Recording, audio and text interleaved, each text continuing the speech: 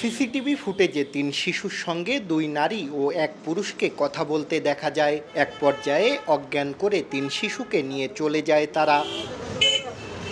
রোববার সন্ধ্যায় বরিশাল নগরীর বেলতলা এলাকা থেকে ক্লাস করতে যাওয়ার সময় অপহৃত আল জামেয়া আল ইসলামিয়া আল মাহমুদিয়া মাদ্রাসার ৪র্থ শ্রেণীর ৩ ছাত্রী।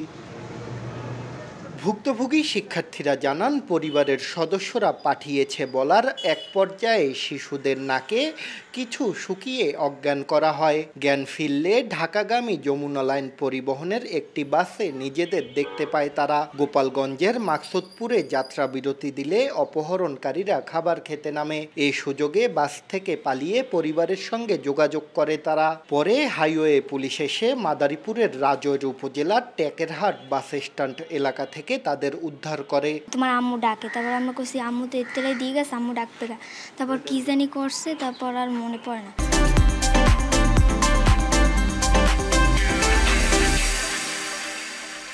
আমার বাচ্চা বেশি মাশাআল্লাহ, আল্লাহ তাআলা লাখ লাখ শুকুর। আর চাইবে কখনো চেন হয় না, কেউ বাচ্চা জেনে যায় না।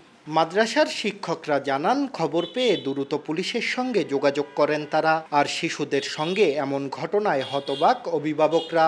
অপহরণ চক্রটিকে দ্রুত আইনের আওতায় আনার দাবি তাদের। ৮-৯ বছরের মেয়েরা এদেরকে যেভাবে ধরে নিয়ে যাইতেছে, আমাদের বাচ্চাদেরকে স্কুল কলেজে দিতে খুব হিমশিম খাইতেছি। যারা এইসবের সাথে জড়িত তাদের জন্য এমার্জেন্সি আপনার গ্রেপ্তার করে। এদিকে খবর পাওয়ার ৮ ঘন্টার মধ্যে অপহরণের শিকার ৩ ছাত্রীকে উদ্ধার করে পরিবারের কাছে হস্তান্তর করেছে পুলিশ। এই ব্যাপারে যারা জড়িত আছে পাচারকারী দলের সঙ্গে, তাদের বিরুদ্ধে খোঁজখবর নিয়ে যথাযথ আইনগত ব্যবস্থা নেওয়ার জন্য আমরা তৎপর আছি। অপহরণের শিকার ৩ শিশুর পরিবার বরিশাল নগরীর বেলতলা এলাকার বাসিন্দা।